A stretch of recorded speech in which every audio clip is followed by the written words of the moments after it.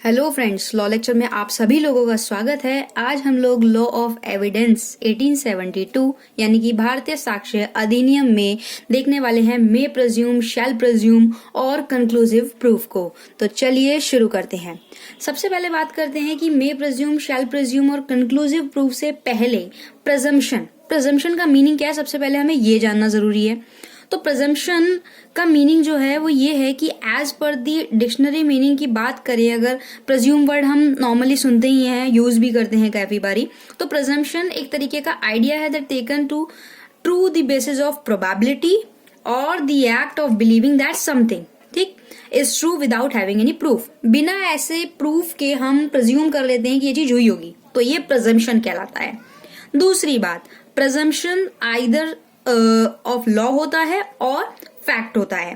Presumption में एक चीज दिखने वाली और है कि इसमें अज्यूमिंग करते हैं कुछ समथिंग की या तो वो ट्रू होगा या वो फॉल्स होगा without getting all the information necessary for verification.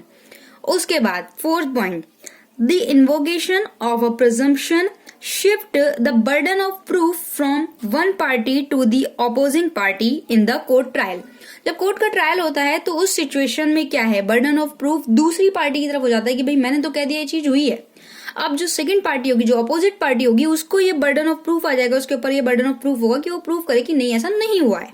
ठीक, उसके बाद मे प्रज्यूम, शैल प्रज्यूम में इसमें डिफरेंसेस बेसिकली क्या है कि मे प्रज्यूम में उपधारणा कर सकेगा कोर्ट, शैल प्रज्यूम में उपधारणा करेगा।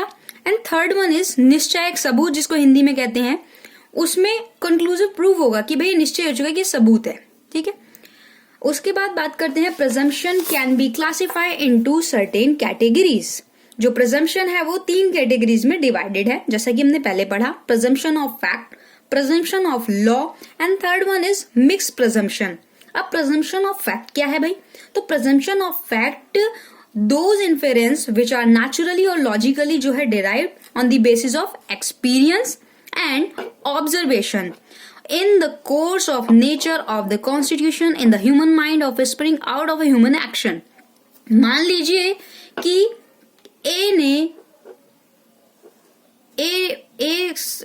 एक ए नाम का व्यक्ति है, ठीक है, वो बी से बात करता हुआ दिखा, ठीक, और उसके हाथ में चाकू था और वो गुस्से में था।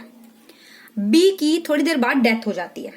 तो ये फैक्ट है कि भाई देखा होगा, ऐसा प्रेज्यूम कर लेते हैं फैक्ट के बेसिस पे कि भाई ये प्रेज्यूम हो गया कि क्या पता बी की जो डेथ है चाकू लगने से हुई है और वो ए ने ही करी हो।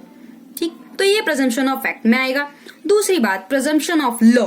प्रेजम्पशन of law in those inference which are said to be established by law, जो लॉ के थ्रू जो एस्टैब्लिश होते हैं। It can be subdivided. अब ये भी 2 में डिवाइडेड हो गए। नंबर 1 जो हुआ रिवर्टेबल प्रेजम्पशन ऑफ लॉ और सेकंड वन इज हुआ इरिवर्टेबल प्रेजम्पशन ऑफ लॉ। ठीक है, इस तरीके से ये डिवाइडेड हो गया। अब रिवर्टेबल क्या? रिवर्टेबल वो good which hold good until they are disproved by evidence to the contrary. जब तक वो डिस्प्रूव नहीं हो जाता तब तक उसी को प्रेज्यूम करके मानेंगे। दूसरी चीज इरिवर्टेबल प्रेजम्पशन। अब इरिवर्टेबल प्रेजम्पशन उसमें आता है those presumption of law which are held to be conclusive in nature, जिसका कि नेचर ही कंक्लूसिव है, साफ पता चल रहा है कि भाई ये चीज हुई है। दे कैन नॉट बी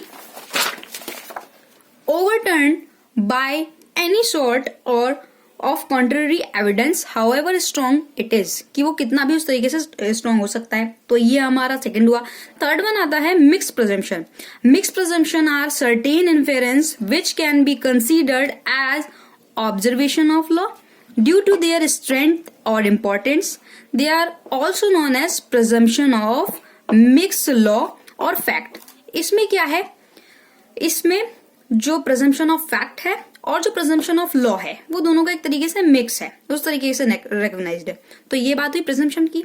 अब बात करते हैं types of presumption of law have been provided in section 4 in evidence act. Section 4 में क्या है? तो भाई इन एविडेंस एक्ट सेक्शन 4 में गिवन है मे प्रज्यूम, शैल प्रज्यूम और कंक्लूसिव प्रूफ।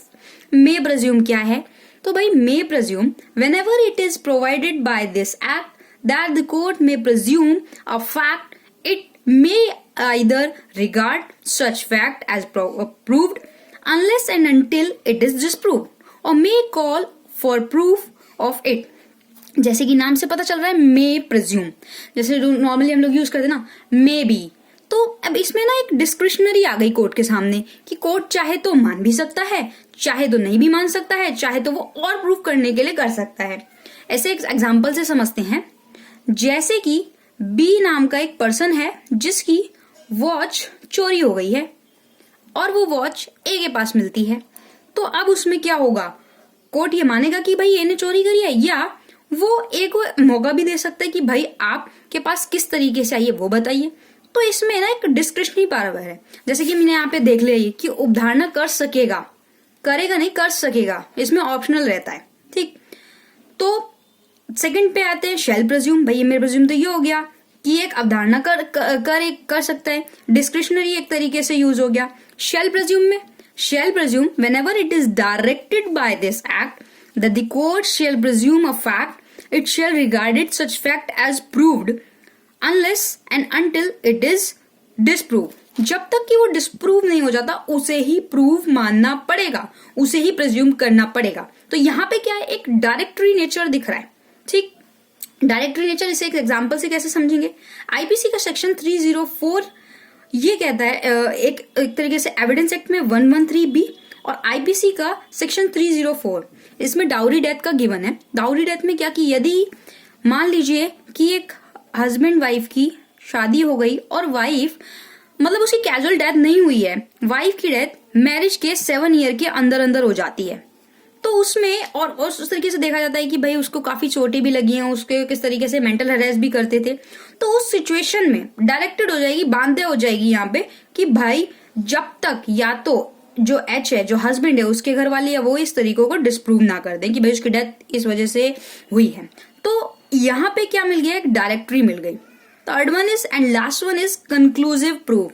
अच्छा, इस कंक्लूसिव प्रूफ को बताने से पहले मे प्रिज्यूम, शैल प्रिज्यूम और कंक्लूसिव प्रूफ में हमें ट्रिपल D हमेशा याद रखना है।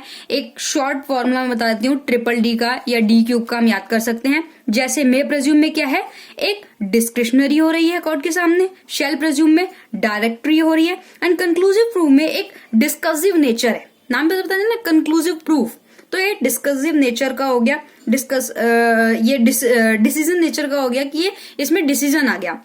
When one fact is declared by this fact to be conclusive proof of another, the court shall on proof on the one fact regard the other as proof and shall not allow evidence to be given for the purpose of disproving it।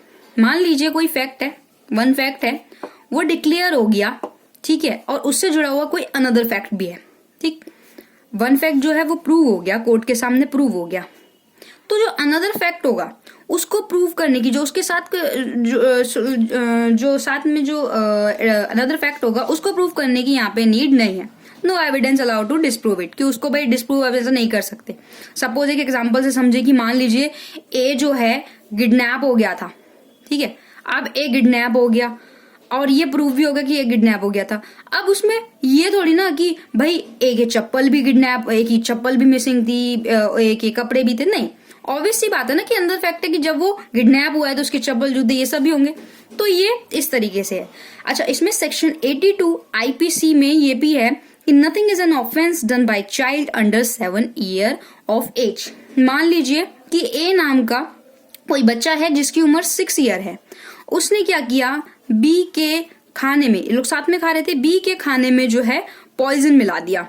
अब poison मिला दिया, बे को तो नहीं पता ना कि वो क्या है, तो यहाँ पे क्या है कि कंक्लूसिव प्रूफ है कि यहाँ पे गिल्टी नहीं होगा, क्योंकि यहाँ पे पहले से ही दिया हुआ है 82 में कि अगर 7 ईयर से कम उम्र का जो बच्चा है वो इस तरीके से करता है, क्योंकि उसमें अपना तो खुद का नहीं है ना माइंड, वो तो इस तरीके से गिल्टी माइंड नहीं होगा, तो उसमें उतना मेंसरिया नहीं होगा। तो इसलिए जहां पे क्या है कि कंक्लूसिव हो गया कि भाई प्रूफ में कंक्लूसिव हो गया कि उस बच्चे ने जो है खुद से नहीं मारा, तो ये सेक्शन 82 इसकी एक रेफरेंस भी हो सकती है। तो इस तरीके से मे प्रिज्यूम, शैल प्रिज्यूम और कंक्लूसिव प्रूफ है। अगर आपको कोई भी इस टॉपिक पे बात समझ में ना आई है तो आप कमेंट सेक्शन में मुझसे पूछ सकते हैं, और अगर आपको इसका PDF चाहिए तो आप नीचे दिए हुए डिस्क्रिप्शन बॉक्स में जाके लिंक पे टैप कर दीजिए, वहां पे आप पेज पे पहुंचेंगे, पेज पे आते आपको सारा का सारा PDF मिल जाएगा। वीडियो अच्छी लगे तो लाइक कीजिएगा, वीडियो पूरी देखने के लिए थैंक यू सो मच।